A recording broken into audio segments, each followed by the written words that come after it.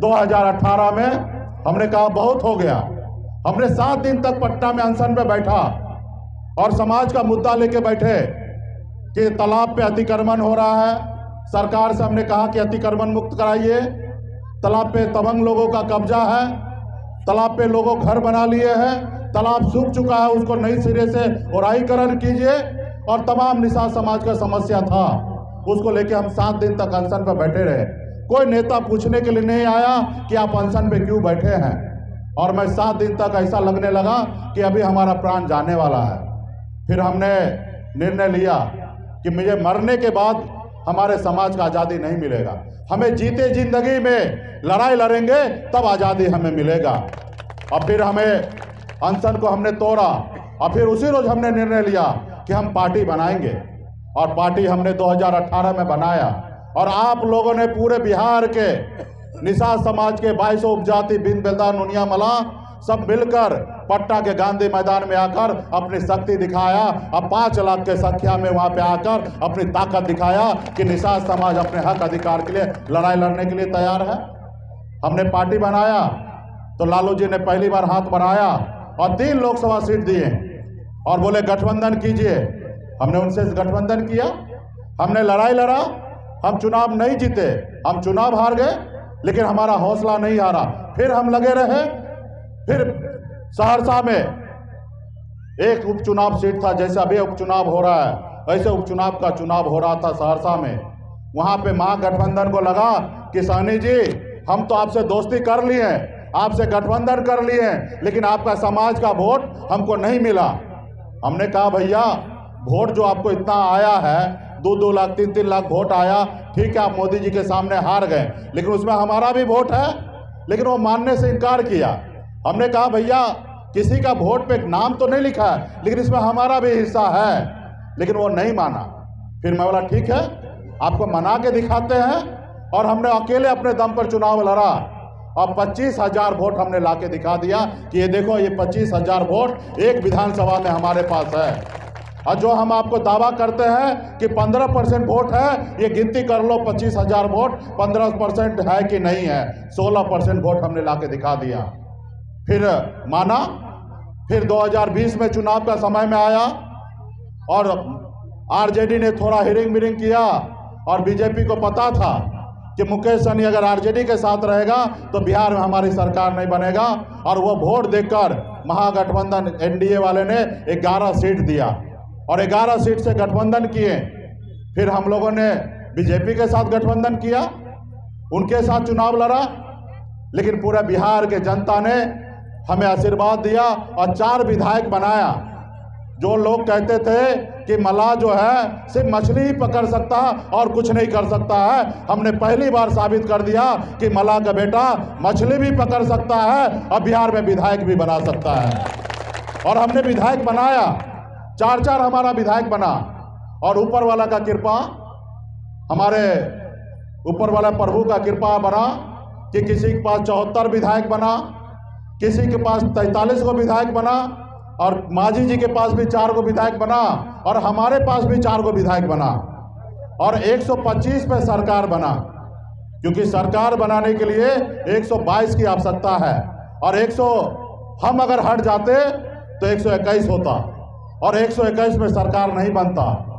तो ये ताकत हमें मिला बाबा केवल महाराज जी के आशीर्वाद से कि हमें वो शक्ति मिला कि अगर हम हट जाते तो बिहार में मुख्यमंत्री नीतीश कुमार मुख्यमंत्री नहीं बनता, और कहीं ना कहीं या मांझी जी हट जाते तो भी मुख्यमंत्री नहीं बनते, या बीजेपी हट जाता तो भी मुख्यमंत्री नहीं बनते।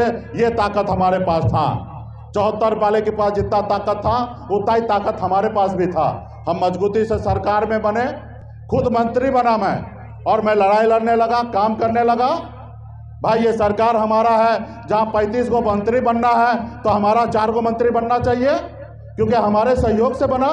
तो नहीं सुन रहे थे, एक मंत्री बना के बाकी को छोड़ दिया। फिर हम कोई काम कर रहे, कोई योजना चला रहे, तो उसमें 50 तरह का रंगा लगाने लगा, लेकिन जितना हो सका उतना मैं काम करता था।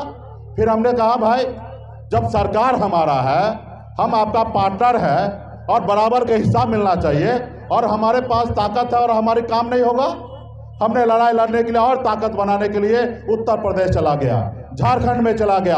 अपनी ताकत को, जब हमारे पास वोट है तो क्यों ना हम वहाँ पे भी बनाएं, और लड़ाई लड़ने लगा। तो ये भाजपा वाले को पसंद नहीं आया, क्योंकि इनको गुलाम चाहिए। और ये जो 75 साल से हमारे लोगों को गुलाम बना के रखा था, और उसने देखा कि अचानक मुकेश सहनी मालिक बन गया है, तो उन्होंने आपके विधायक को 50-50 करोड़ रुपया देकर चारों विधायक को खरीद लिया, आपको सरकार से बाहर कर दिया। जिस सरकार में आपने सरकार को बनाया था, आपके दम पे सरकार बना था। आज हम बेईमान हो जाते, लालू जी से हाथ मिला लेते, तो मैं बिहार में डिप्टी सीएम बन जाता, चारों विधायक को मंत्री बना देता। लेकिन हमने ऐसा नहीं किया। हम अमर शहीद जुब्बा सहनी के वंशज हैं, हम एकलव्य के वंशज हैं, हम बाबा केवल महाराज के वंशज हैं। हम कभी किसी के साथ गद्दारी नहीं करते। पुरानी विधानसभा में 39 पंचायत है, 39 पंचायत में सबसे 1 नंबर पे रत्नौली पंचायत है। यानी कि कह सकते हैं कि निषाद का राजधानी रत्नौली है। अगर रत्नौली अगर चाह लिया तो दुनिया का कोई ताकत नहीं है कि हमारे प्रत्याशी को चुनाव हरा सकता है। लेकिन इसके लिए आपको लड़ाई लड़ना पड़ेगा, संघर्ष करना पड़ेगा।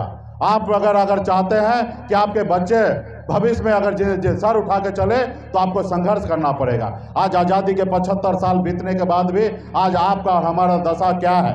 आज इतने ठंड का समय है, आज बाकी लोग रजाई से पैर को बाहर नहीं निकालेंगे, लेकिन हमारे परिवार के लोग, हमारे अपने भाई लोग 4 बजे सुबह में तालाब में उतरेंगे, नदी में उतरेंगे, झील में उतरेंगे, फिर मछली पकड़ के लाएंगे और फिर वो बेचेंगे, तब उनका घर परिवार चलेगा।